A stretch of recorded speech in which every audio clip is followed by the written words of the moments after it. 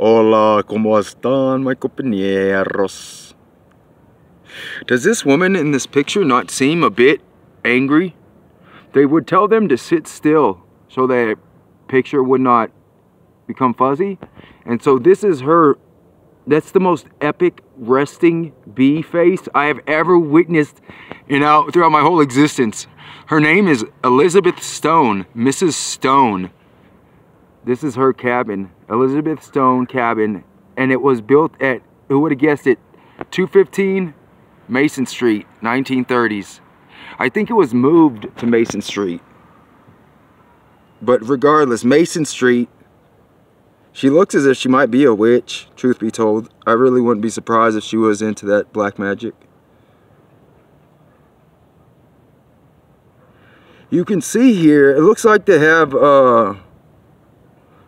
it looks like they do have a woman of darker pigmentation right there in the back, and looks like she's part of the group.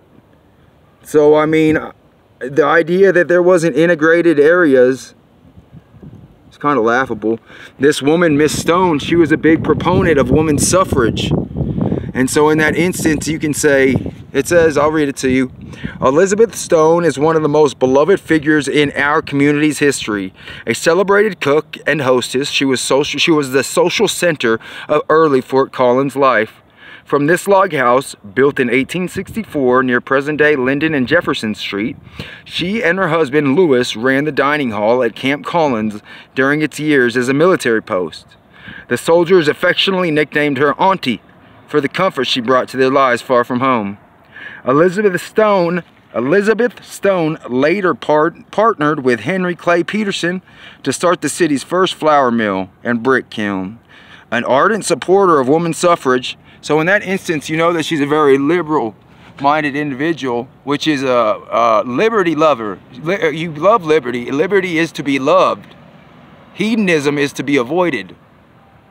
Regardless, she was a proponent of women's suffrage, and Stone voted for the first time in the municipal elections in 1894 at the age of 93.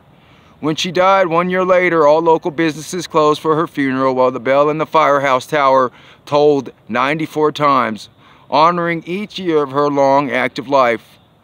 After the camp was closed in 1867, this building served a variety of purposes and was moved several times. The cabin's last major journey occurred in 1959 when it was relocated from 215 Mason Street. 215 Mason Street. If you think about that, that's a 2 and then a 6. 666. 3 sixes if you make it Mason Street to its present home here at Heritage Courtyard. It is the only building that remains from Fort Collins' years as a military post. So she is obviously a socialite of the area, and this area is known for its black and white magic practices, if you're familiar with the history.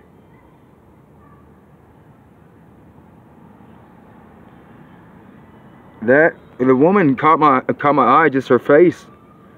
She looks like she has so much on her mind. It's wondrous. She looks like she's full of so much like real activity. Oh, I got to do this, I got to do that, I got to do this, I got to do that. Talking about chores, real chores that would sustain them, real chores. And she was 94, busting her butt.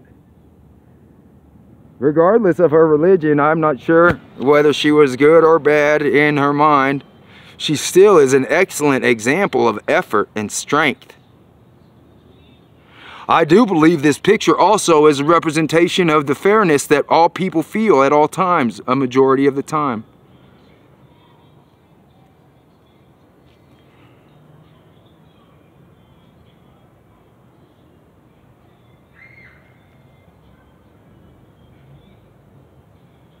Oh, she's even holding a youngin'.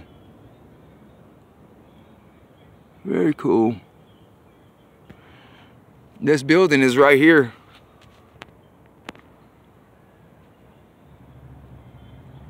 And then right here is the Fort Collins Museum. It's a dedicated Carnegie Museum. And I do want to show you one last thing before I cut out. And it happens to be a bit of street urban art. They're painted on plywood. It's not painted on canvas. and they seem a bit childlike, but I'm seeing many swirls. I want to start with, and we know from the FBI information that swirls do represent pedophilia. You can see that this one is covered up, but we come over here and we have free reign. Swirls, teddy bear, blood. Swirls, maybe two eyes watching, teddy bear, blood. It's obvious. It's very, to me personally, it's scary. Because if you look right here, this is the sort of housing that would contain the elitist. That's the sort of housing where they go on the internet and click around using their modems and routers to debase themselves, society, and other young people. Because right across from that is this display. We have swirls in the flower, swirls in the rose, and a swirl in the sun. And then on this particular one, it's square, square, square.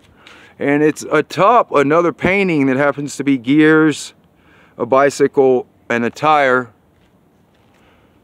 And we have animals sitting atop each other. It appears to be a deer, a fox, a raccoon, a bunny, a squirrel, two birds. It's painted on plywood, as you see.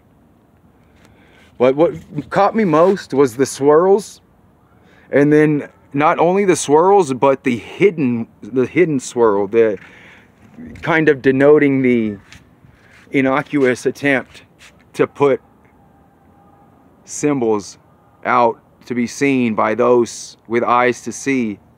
And some people, they have their eyes to see and their hands to grab and their minds to destroy. And they're dangerous people, and always know that they will get you. They will get you if you're not careful. Please be careful. By the grace of the Lord of heaven, please protect me. You see this kind of stuff? It's I say about this painting that it's as base as the simple idea of molesting a child. It's basic. It's empty. It's without any sort of purpose or value except the symbol of power.